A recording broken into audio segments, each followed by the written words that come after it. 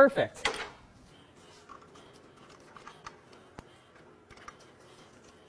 Well, there's the inside of the timing cover. It looks okay. I don't see any issues there. Well, I was going to say everything looks good, and then I looked at it. It doesn't look good.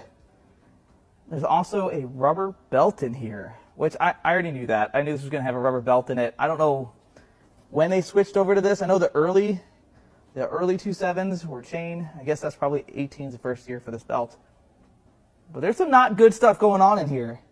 So up top, everything looks pretty hunky-dory. All the guides are in good shape. The chain looks good. And then you get here, little bit of metal.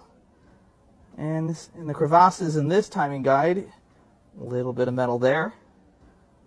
A little bit of metal on this one. It's better as you get towards the top. Everything down here has a little bit of a sparkly tinge to it. And then you get down here, and it's all sparkles. Multiple colors present. It's very fine material. Now, I'm not a big fan of this, and I know you guys have explained why there's a rubber belt here a million times, you guys that liked this, all two of you. I don't really see the benefit here. I don't see that outweighing the risk. But this is what they've done. And now a moment of conversation about having a rubber belt submersed in oil. Most manufacturers have spent a ton of money to keep their belts dry, but Ford and some other manufacturers have purposefully run a wet belt. About a month ago, I tore down a 1-liter Ford EcoBoost out of an EcoSport, and that utilizes both a wet timing belt and a wet oil pump drive belt like this. In that teardown, that belt came apart and the teeth clogged the pickup, which starved the engine of oil, it ruined the engine, and it ruined the turbocharger. And many of you were quick to jump to the conclusion that that happens when you use the incorrect oil. That Ford specifies a certain type of oil which is meant for having a rubber belt submerged in it, and it keeps the belts in one piece, and it means that you can change your belt at the specified interval instead of prematurely. And I understand that, and that may very well be the case. But I would say that Ford makes cars for the everyday person. They make a wide range of vehicles, and the cheapest one, the EcoSport, utilizes something that takes special oil. So if your EcoSport, or if your 2.7-liter EcoBoost is 2 quarts low on oil and you're in the middle of nowhere, maybe it's 8 o'clock at night and the only thing open is a truck stop, what are you supposed to do? Are you supposed to risk the health of your belt and put generic oil in it, or are you supposed to drive your vehicle low on oil? It's just a question. Now let's peel the timing system off. Found the brakes useless. The speed didn't slow down at all. When we were driving on the road, what should I do if the brakes fail? A lot of people say I hit the wrong steering wheel. You are very dangerous. A lot of people said I opened the door. My legs are long. I put my foot on the ground to brake. Wrong. You are making a big mistake. Not only are you useless, and it's a little hard. Others say, I jerked the handbrake. Wrong. You are more dangerous. The car is prone to the risk of rollover. What if you only drive? Encounter brake failure, but not properly handled. I suggest you drive at noon, because sooner or later something will happen. Today, I will teach you the correct treatment of brake failure. What about the friends who came to watch my video? If it's convenient, order this free little red heart for me. I will share real automobile knowledge for you every day. Your hearts, your attention is what I call the greatest motivation. In case of brake failure during driving, at this time, we hold the electronic handbrake. The vehicle will stop steadily. What you have to remember is, if you are driving, you just buckle. The vehicle will judge that you are misoperating. There will be no response. Of course, a lot of people will ask, if I pull this electronic handbrake violently while driving, will the car not be damaged? I told you not. The electronic handbrake system is connected with the body stability system. It will make the car stop steadily. If you have friends around you who don't know, please remember to forward this video and share it with them. If you follow me together, I'll take care of your car problems in the future. Is that not usually where it's suits?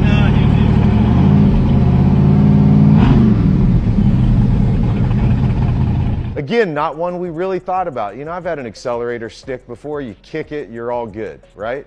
So we take off down the road, nice wide road, right? You got 3 lanes on each side.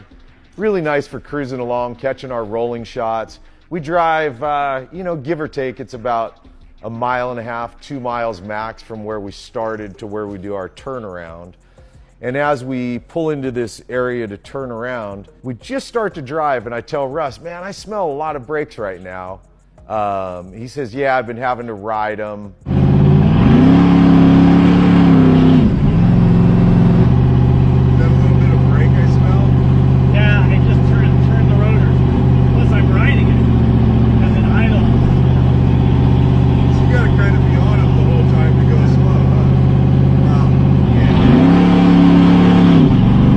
Again, you know, this is one of those times, you guys, and I'm trying to build it to the point. Ultimately, what I want to do while we entertain you here is I want to educate you, because we've all been in a lot of these scenarios before and nothing happened, you know, like what happened on this day.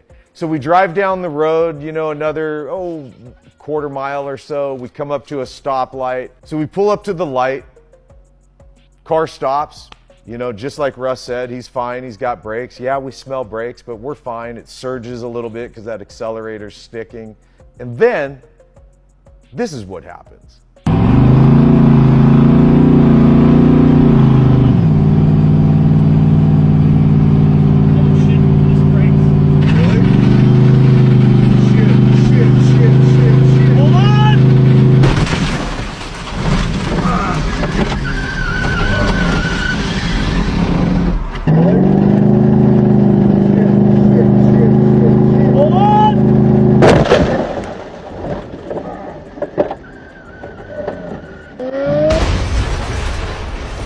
When the car is driving at a high speed, the brakes are found to fail. First of all, steering wheel must grasp the direction and cannot change lanes at will. Then, turn on the double flashing at the first time to inform the vehicles behind. Cars with manual transmission need to gradually downshift through the clutch and gear until it is down to first gear. The speed will immediately slow down until it stops. The automatic manual car switches to the manual mode and gradually downshifts, and at the same time continuously pulls and releases the handbrake from light to heavy, and reduce speed quickly. For pure automatic transmission cars, remember to continuously and repeatedly lightly pull the handbrake, otherwise you will lose control. Relying on the handbrake's deceleration forces the automatic transmission. Automatic downshift due to slowing down. The speed of the vehicle will gradually slow down. Here's our oil pump drive. These kind of things do tend to wear. Like if you look real close, you can see the shiny part here at the end. Those are wear marks. Not enough to where it looks like it would be the cause of our problem.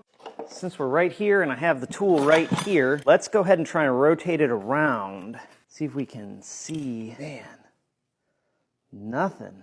I don't see any obvious bent rods. I'm gonna go ahead and get rid of the rest of our chain stuff just so that it's not in our way before we take that crank girdle piece off next. The crank girdle piece is kind of like the lower block that'll also have the crank bearings in it. There's so much. So many chains. This was our oil pump chain. And then this is our crank to cam chains. Chain. That part in the middle, when we first got started, that I wasn't sure what it was, looks like it's probably a balance shaft. That's spinning, and it's spinning on the other side too, which is ideal. A lot of these parts are actually kind of awesome. Take our balance shaft gear off. This gear right here is slotted. I wonder if you have to make like an adjustment or if tension is set with this gear. If you ever have to do this job, you're gonna need all the triple squares. Every single one of them. It was weird that this side was held in with 3 T30s, and this is a 12 triple square. These gears are kind of cool though. All right, let's set those to the side. Now we can get our final chain off. Well, one way or another, we're on the home stretch here. Let's go ahead and get this lower crank girdle, engine block girdle apart. I bet you one of these bearings spun and seized up the crank. That's my guess. Now we have these 12.10 mils.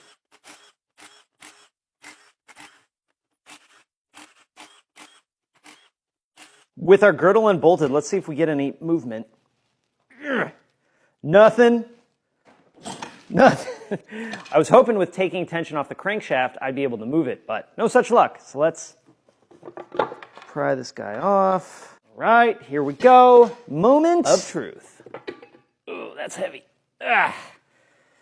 Okay, so here is our girdle piece, lower block, whatever you want to call it. Our crank bearings look not great, but not terrible. Not where I'm like, oh my God, that's the problem, right? But definitely have some wear on them. Again, I'm not sure on mileage of this car. Nothing glaringly obvious. Like, you can see there's some discoloration there, but that ain't it.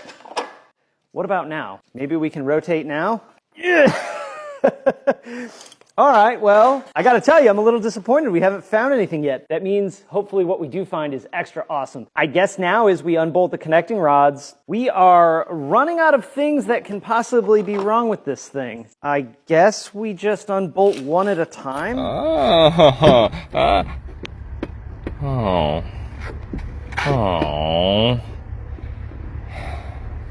at least it says it's California special, you know? Oh no. Oh, thank God. Something to save it. Oh, this is gonna look so wonderful. Oh, what do you think? It's a Rouge? You think it's a Whipple? You think it's a Pro Charge? You think it's a...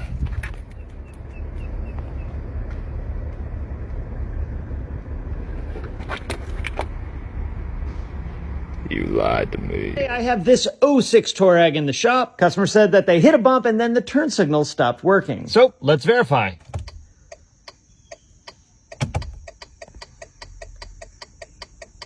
Left side's flashing fast, which means we probably have a bulb out on the left side. This car does also have bulb monitoring, but it's a very early VW bulb monitoring system, so it's not the greatest. Looks like the back works.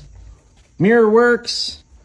Headlight no work, but it looks like the whole headlight is off. See what happens when we turn the lights on. We got nothing. Watch this. I'm gonna fix it. Okay, there we go. Car's fixed. It's clearly not fixed, but let's see what's actually wrong. Let's go ahead and pop this headlight out. I'll show you guys what's most likely wrong with it. So this is where the headlight lives, and as you can see, there's a connector at the back. That's where the headlight plugs in. The way the plug locks in is when you lock the headlight in properly, it secures the plug. But there's a couple of things that happen. One, people don't install the headlight properly, which makes for a poor connection here. Also, over time, these wires, the sheathing gets broken on them, making poor contact either here or back here behind this connector where there's another set of wires. You can also see this can be loose too. I'm also guessing that this has probably been going on for a little while before I got this car because the connector terminals look like they're coated in dielectric grease. You can see there the sheathing starting to come off of all of these wires. This one's really not all that bad compared to how some of these get. I went ahead and unclipped the connector here out of that retainer. Look at these babies. Crunchy, crunchy. So it's almost surely those wires that are an issue on this headlight. I pulled the headlight out, but then plugged it in, and check it out. The headlight, the actual headlight, the low beam is not on, but that side's on. Watch what happens now when I turn the turn signal on. Hear that clunking noise with the turn signal on? So with the xenon headlights in this car, there's a flap that flips up and down for low beam and high beam. With the low beam on, the flap's closed. With the high beam on, the flap is open. You can see here, this is the low beam. Now watch and listen what happens when I turn the high beams on the passenger headlight. Same noise, but the low beam works, and then when you hear the noise click, you see the light get really, really bright. That's the high beam. So we definitely have some cross shorting going on inside of this harness or this headlight. This is a completely separate harness that I can either repin and repair, or depending on the price, I'm going to see how much a new one is. New one's probably pretty expensive. Either way, this is our next step. Now what we could also do is pull the passenger side headlight out, swap the headlights and see if they behave the same. That will eliminate an internal problem in the headlight. But I'm pretty sure based on what happened when we started messing with this, this is our issue. But either way, even if there's more wrong, this has to be fixed too.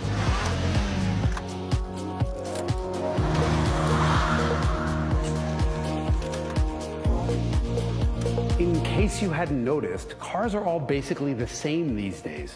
That wasn't always the case. There used to be oddballs, like the Mazda RX-7. And the FD is everything you've ever wanted in a sports car. Plus, it's beautiful. It won every single award you can think of, and then sold so badly in the United States that it was killed off in 3 years, taking the entire RX-7 nameplate with it. In other words, that is why we can't have nice things.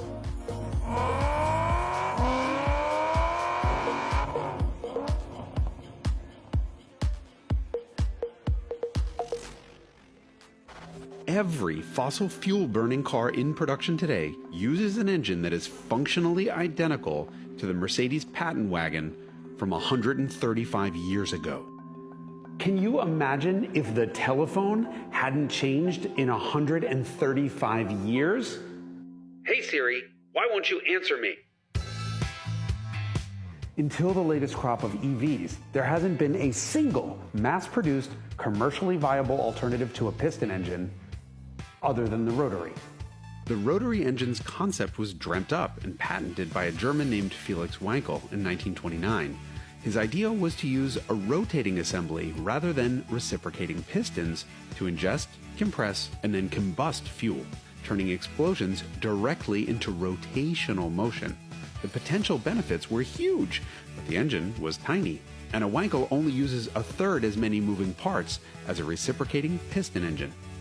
Felix Wankel didn't actually make the engine commercially viable. What he did was make millions by licensing the idea. Why some cars have problem with the clutch? Let me show you. It is mostly not because some cars have problem with the clutch, but some drivers. Let me explain you what I mean. Come.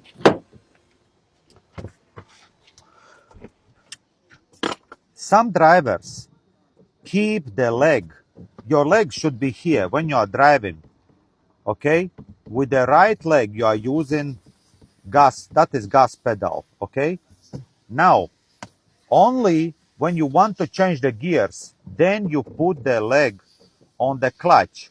All another time, your leg should be here. But many drivers keep the leg on the clutch. And when you are doing that, your leg is become more heavy. And then what happened? The clutch is not catching well. It starts slide. And when it starts slide, this is when the clutch disc start worn out. And gradually you end up again with clutches gone. And then you blame the car, but actually the problem is the driver because he is keeping a leg on the clutch during the driving. So hope this tip will help to someone to stop changing the clutches. Stay sharp. Follow for more.